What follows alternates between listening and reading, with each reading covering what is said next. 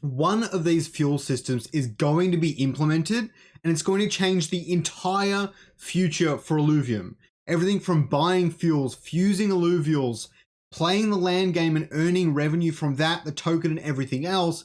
This fuel system is going to dictate just how much anyone in the ecosystem benefits from land, from the game, from the overworld, from players. And we're going to go through all of the different proposals put forward by the Strategy Subcouncil, what they mean, what I personally think they mean, and what you should consider when you're moving forward and voting on these things in both the public forums and when you're talking to your constituents on the main council and strategy subcouncils and things like that, on where you want this to go into the future. So let's jump straight into it. We have 3 proposals. Okay, the first one is put forward by Aaron. Okay, and his one is based around an order book system. Veteramore has proposed one that he calls a simplified fuel proposal that is better for the gamers, or at least the Web 2 gamers that will come into Illuvium in the future. And a JAFE system is basically an adjustment on top of Aaron's proposal to automate some of the other processes inside there to make it a bit better, not just for the team, but for landowners and players alike. I'm going to go through them all, and I'm going to talk to you about them as objectively as I can until it gets to my point to speak. And then I'll talk about what I think, what I'm considering with these proposals, the pros and cons I am looking at, and where I'm going to be putting my thoughts and feelings into this entire situation. So firstly, let's jump into Vetamore's proposal. So I've broken down his proposal into a couple of key points. Obviously, it doesn't have everything, so go and check out the real thing in Discord when you get the chance.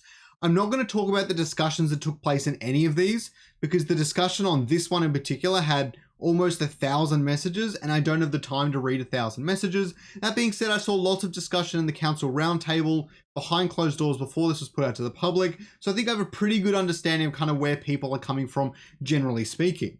So for this one, Veteramore talks about how anchoring is a common process in gaming, and I believe it's also used in marketing, and basically it gives new users a heavy price bias. So if they come in and they see something is $100, if that thing gets discounted to $80, they're going to be a lot more likely to purchase that thing. But vice versa, if it goes up to $120, they're probably going to wait until it goes back to $100, which is the initial price they saw. Fluctuating prices from this initial anchor can really negatively impact retention. If it started at 100 and for the next week it's been 120, they might be less likely to come and actually purchase from that given provider. Veteramore states how this is most similar to how Web 2 games currently function. I can't think of any great examples off the top of my head, but your standard trading card games, Hearthstone packs were always the exact same price, and your League of Legends skins, your common skin has been pretty static price throughout its entire lifetime. Those sorts of things are good examples. 5% of revenue from all fuel sales, this is the second part of his proposal. 5% of revenue from all fuel sales are distributed to landholders according to the production of their land plot. What Veteramore essentially suggests here is that you have this thing called a deposit box on your land. Now, it could take the form of something else, but this is kind of like the general concept. And basically, any excess fuel you produce in your land, you put into this deposit box, and then after a certain period of time, a day, a week, a month, whatever it might be, it pretty much figures out how much everyone had. For example, if I have 10 Solon and you have 10 Solon, and then it says that there's 20 Solon total in the pool, I'm going to get 50% of the revenues owed to landholders, generally speaking. So this means that I always get what I'm due no matter what. Okay. The other part of this is that since everything's predetermined and it's all very static, it's very easy for gamers and consumers to understand, fuels can then actually be offered at different price points to incentivize bulk buying. Since it is much less of a player-driven market, what this means is you can sell 10 fuel for $1 and 100 fuel for $5 or something like that, and give people a better deal overall, and it allows you to do these sorts of marketing tactics, sales, discounts, other things in the future with a system like this. And that basically covers off the simplified fuel proposal. Next up, we've got the fuel buy sell orders proposal. Now, Aaron put this one forward, and this is an idea he's had for quite some time now. And basically, it's going to take over from the initial idea of an AMM pool system inside of Illuvium Zero, where they basically would have had a liquidity pool of the 3 fuels that you can buy and sell out of that. And the DAO has a little place in there to make sure landholders are only getting 5%. Now, that's a little bit complex, and I'm not going to go into that too deeply because this has already got quite a few upvotes. So I just want to talk through this one. Basically, there would be an order book system inside Illuvium Zero and the Overworld, because the Overworld would take the place of the buyer and Illuvium Zero would take the place of the seller. And essentially, you'd be able to sell your Illuvium Zero fuels at any price you want. Maybe you sell it at $3 and maybe you sell it at $1. What happens is if there's no buyers willing to buy it at $1, then they're not going to buy it at $1. Basically, you're going to have lots of buyers buying and buying and buying until it gets all the way up, not buying enough until people get rid of all those orders, and then they're going to buy at the $1 price point. And it goes the other way around. If buyers are buying lots and lots, then eventually it's going to go up and up until it reaches the price point you've set it at to sell at Illuvium Zero. The other thing is it's significantly easy to add in the rail system at an upper and lower limit. And I thought this was one of my favorite parts of this proposal. Basically, at the upper limit, the DAO just has an unlimited buy order. Or unlimited sell order, sorry. So for example, if they have this rail at $3, if any Illuvium Zero landowner tries to sell their fuel at $4, it's never going to get hit because the DAO is infinitely selling at the $3 mark. I will go over the benefits, the pros and cons of this a little bit later in the video. Landholders can essentially create limit orders at different prices, and it removes any need for liquidity and eliminates slippage. Now, there might be a little bit of slippage in some sense, but basically it removes the need for liquidity. If you sell the fuel, you get whatever you're owed straight away. The other thing is one thing in particular that I mentioned because I saw it as a big issue is that orders created would still be required to sit in the storage of the landholder. This gets quite interesting because then landholders will be forced to make a very crucial decision in if they want to try and get a little bit extra for their fuel, because if they are waiting too long, they're going to max out their storages and probably lose some further income. So they've got to really make those decisions, and it should incentivize landholders to not try and play the market too much and just do what makes sense and play it a little bit safe. So overall, a bit less volatile, let's put it that way. All right. The next one we've got here is Najaf's proposal, which adds on top of Aaron's proposal with an autonomous supply balancing proposal. If demand X% for a month, so basically if the demand keeps increasing, then the price for fuel is probably going to increase because the supply hasn't changed. So as you remember on land, it only goes up to Nexus level 9, and for example, your converters and harvesters only go up to level 6. So if you only produce X amount of fuel, if more people are buying than the landowners collectively are producing, then the price will probably go up. Now, what Najaf proposes here is that if demand changes X percentage for a month, so for example, there's 50% more people buying fuel for the next month, for that changes X% over the last month. So if there was maybe one person buying fuel last month, now there's 2 people buying fuel this month, then the fuel output would actually change. So instead of everyone collectively producing 5 fuel, now they're all going to be collectively producing 7.5 fuel in this case, or maybe 10 or 11 or whatever is decided on. But this is kind of the general idea, is that fuel output would also increase to try and match demand. Now, not exactly, so that there's still some level of a free market, but it will slowly try and catch up to demand. Basically what this does is it reduces the need for lots of content updates, because if demand is crazy all over the place and really up that upper rail or that lower rail really consistently, then the team would probably have to go into the back end and change all of the fuel output to try and match that demand better. And what this proposal does is it fixes a lot of those issues, and you may still need to do it, but way less often and maybe not at all. So landowners can also proactively plan ahead, promoting price stability. So if they're seeing that demand is increasing, they might be able to front run that in some way by maybe holding back some of their fuel or selling extra of it when they're going to have a good price to do so. Which will also slow down the increase and decrease of fuel prices. Okay, so now we've got the pros and cons of each of these proposals. Now, I had a good hard think about some of this, and I'm probably missing some things. So let me know down in the comments down below if I miss anything you feel is really important from any of these proposals.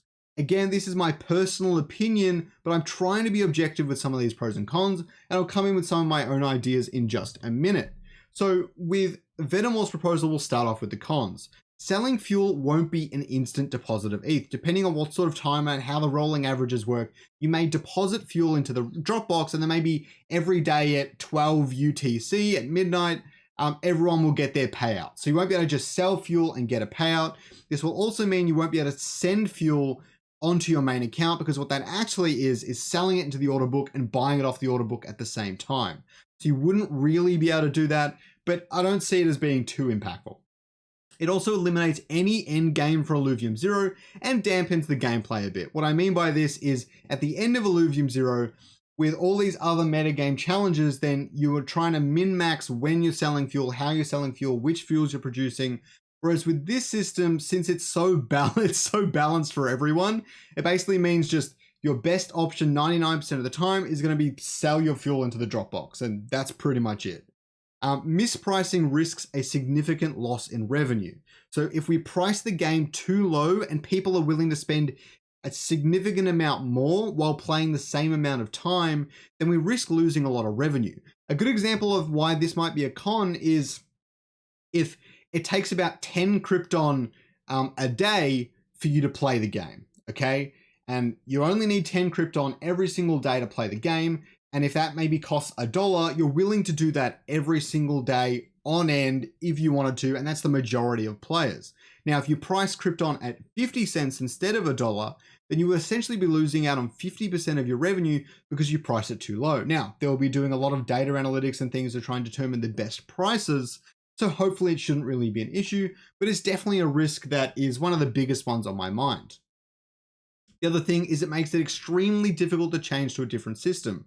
And ironically, Veteramore talked about the anchoring of prices and how this makes it easier to hold retention for gamers when you anchor to a set price. But at the same time, this means that if we ever did need to increase the price or change to a free market system or whatever that might be in the future, it would be much, much harder to do that when people are so used to this set price, which can be a good and a bad thing, but ultimately it leaves us less options in the future. You take that as you will. The pros, however, is that gamers will have a consistent understanding of prices. This is great. Web2 gamers are used to a certain system already, and this reinforces that, which makes them more likely to play our game over maybe some other Web3 games, and at least makes it easier for them to transition from Web2 gaming. It may also be able to attract more Web2 gamers in the future, because it's more attractive, and you can keep prices low too, which can incentivize more people to join the ecosystem and get a larger volume of players. What this also means is that if you get larger and larger volumes of players, you have the potential to earn even more revenue in the future, which is something that's unpredictable, the same as if we were to lose revenue, but either way, it's definitely a possibility. This also makes discounts and other price incentives easier. It allows you to run things like sales and stuff like that, which I think is a net win. It makes it a lot easier for the marketing team, and it makes it easier for you to attract different kinds of audiences down the road. And landowners confidently get 5% of revenues no matter what. I think this is a big deal for a lot of people, even if they lose that end meta game. But at the same time, I'm going to talk about some other pros and cons in a minute that might change your mind on that sort of system. So the order books proposal. Again, I will start with the cons.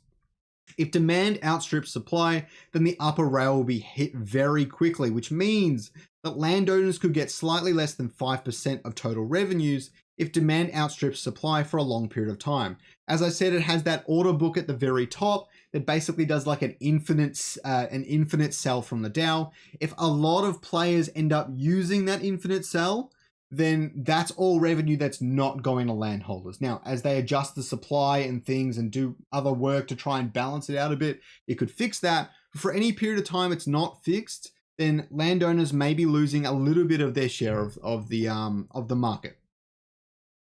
Manual adjustments will need to be considered as real data comes in for true demand. I don't know how much time this will take or anything like that, but any manual adjustments seem like a negative to me, to be honest.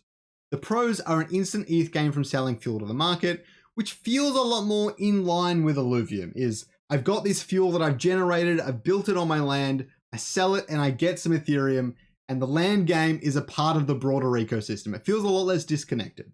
It also enables an interesting metagame with selling fuel, which means in the end game, more skilled landowners can earn more than others. If you're really good at managing your land, or you have some people playing on your land for you and they're really knowledgeable in the game and when to buy and sell at different times, then they could be earning significantly more than those landowners that just don't get the game. Which I see as a pro because I like the idea of skilled labor being more rewarding.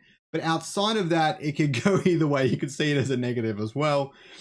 But also like how it adds an end game to Illuvium Zero. Once you've maxed out everything in Illuvium Zero, there might not be heaps more for you to do. Obviously, you'll have blueprints and that sort of stuff, but adding this sort of fuel meta game for those that aren't interested in blueprints could make for a really interesting outcome.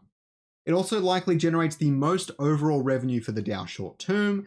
The most free market solution will generally generate the most revenue, but that might not be long term. Eventually, the prices could overinflate, and then lots of people leave the ecosystem and we just don't get those players back, which could harm long-term success for Illuvium. I don't know if that's going to happen, who knows, but I will talk about that in just a minute. So with the autonomous proposal from Najaf, the cons are if demand, the same thing about demand outstripping supply, and the upper rail can still be hit quickly regardless of the autonomy mechanism. That being said, it should be slowed down quite significantly. Landowners could get slightly less than 5%, just like before, and it reduces any potential metagame and encourages market sell orders.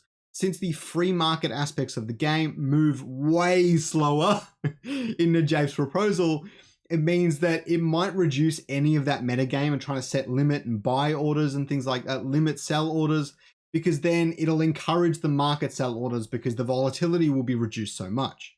The pros are that it reduces the need for manual work and data analysis by the dev team, allowing it to be autonomous, which I love. Generally, I love autonomy in these sorts of things. Land dynamically shifts to better suit current demand, which will mean they'll miss out on less of that like 5% kind of thing, as opposed to Aaron's proposal. It also has a strong balance of revenue maximized based on existing demand. So basically how I see it is a really strong balance of both systems. It reduces the volatility from Aaron's system and encapsulates a more stable price point as in Vetamore's system. Okay, and now time for Scoriox's thoughts. And I'm coming out a little bit in left field. So I see one key problem with all of this. I don't believe in choosing the DAO choosing the price for fuel in the overworld. This is what Vetamore's proposal seeks to do, but with the upper rail, Aaron's proposal seeks to do the exact same thing. Neither of them is really getting away from this price choosing thing. Now, I must admit, after doing some more thinking and consideration of everything, we cannot go entirely free market, as much as I would love to. The problem is things like crypto traders and other malicious actors could easily abuse the nature of the ERC20 token, pump it, dump it, bull run, euphoria, everything. And this is, although this is less impactful at mass volume, say when you have 10 million players in the ecosystem, until then, this could be really impactful and highly reduce the amount of players that are willing to come in and play the game. Even for Axie Infinity, I was like, this seems like a pretty interesting game. I want to get in, I want to try it. But Axie's were $800. And I said, yeah, no, I'm not doing that. Simply put, I'm not doing that. So with a completely free market, we completely risk that. And that's a significant problem. However, there's quite literally no way to get this initial price right, which is my biggest concern here. The simplified proposal is harder to adjust in the future, which is why I err on the side of Aaron's proposal, because you can change this upper limit a few times, and I don't think people will get too upset since it's highly correlated to demand. But at the same time, you could still get it too high, or you could really price it low, or you could price it too high to begin with. And all those adjustments is uncomfortable for most people as well. But that being said, I feel like you have a lot more room for adjustments and improvements in the future with Aaron's proposal than you do in Vetamore's. Now, we need a way to effectively find the point of the highest demand early on to base our decisions around. Now, if we assume that we're going to be marketing towards Web3 and Web2 on day one, it might be a little bit too little too late to try and figure this out in the first month of launch, but if that were the plan, I would not be opposed to it. Now, what does come to mind is how much I love the Dutch auction for land. I don't know how many of you guys remember, but basically the land price decreases over time until it finds buyers. If it has to go near zero, then it has to go near zero, but eventually people buy the land and it's basically they're pricing it at that amount of money. And it's kind of like a funny game of chicken. Now, if we could create some sort of similar system to get our baseline price for fuel in Illuvium, then that would be a significant advantage. Now, the big difference here is that land wasn't playable on day one, so it's highly speculative. Illuvium would be. So trying to price fuel while it's being played, where it could shift people's perception of the game, of fuel, and of how to play the game, could shift dramatically in the first week or two, then it's going to be kind of hard. But I like the idea of leaving some sort of crazy free market for the first week or two, seeing where people settle, looking at all the data, and then deciding on something more concrete. I think that could overall be a more interesting idea, and then creating quite tight rails on either side. And then one day, I really do hope that once Illuvium does go mainstream and there's millions and millions of players playing, we can go to a full, completely free market economy, because the amount of players in the game should allow that economy to sustain itself and become a lot less volatile. Thanks for listening.